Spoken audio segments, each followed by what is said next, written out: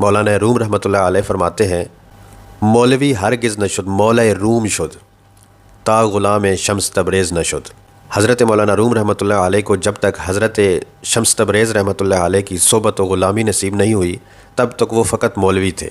حضرت شمس تبریز رحمۃ اللہ علیہ کی صحبت اور غلامی نے انہیں مولا روم بنا دیا۔ آپ فرماتے ہیں یک زمانہ صحبت با اولیاء بہتر از 100 سالہ طاعت بے ریا، کہ اولیاء اللہ کی صحبت میں گزارے ہوئے لمحات 100 سالہ بے ریا عبادت سے بہتر ہے۔ الغرض اللہ تعالیٰ کی قرب کی دولت اولیاء و صوفیاء کی صحبت سے ہی ملتی ہے۔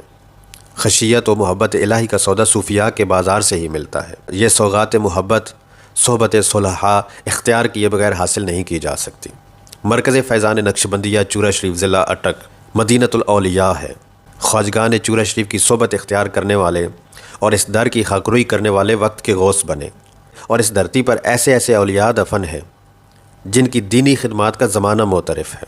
جہاں امیر ملت محدث علی پوری رحمۃ اللہ علیہ جوتے نہ پہنے اس دھرتی کے تقدس کا عالم کیا ہوگا۔ جہاں مرید تربیت و فیض حاصل کر کے پیر نہیں بلکہ پیروں کے پیر بن جائیں، اس دھرتی کو آستانہ عالیہ چورا شریف کہتے ہیں۔